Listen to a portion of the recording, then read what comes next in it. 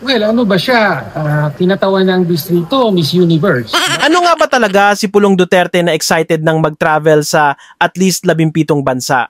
Ang tanong ni ACT Teachers Representative Antonio Tino, Congressman pa ba si Pulong o Miss Universe na? Abusive na daw ang mahilig sa kop-kop na anak ni Digungyong certified na kiss mania ng Davao at susunod na nga sa yapak ng amang nakakulong sa The Hague, o baka naman magtatago na ang bagong mangkanor ng Davao dahil sa mga patong-patong niyang kaso at mga darating pa, o baka naman inaasikaso ang mga secret bank accounts ng pamilya abroad. Bakit ang trabaho ng isang congressman ay katawanin ng kanyang distrito?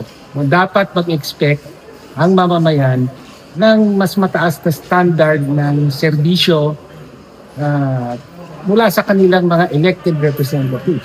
At ang pinaka-basic, of course, ay pumasok sa Kongreso para madala mo ang interest ng iyong constituents, whether sa committee hearings or sa plenary.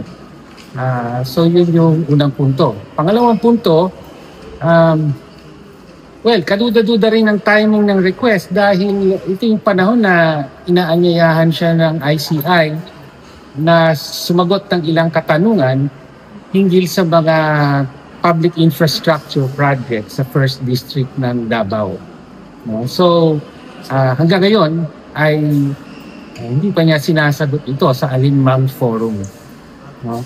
At pangatlong punto, nabasa ko yung sulat, sabi niya, attend naman daw siya virtually ng mga sessions, whether sa committee or plenary, virtually.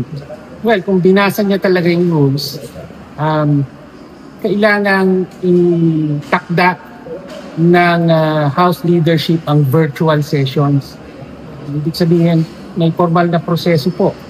No? At only in certain circumstances, kapag may emergency circumstances lamang, nagkakaroon ng virtual sessions ng plenary or even ng committee hearings.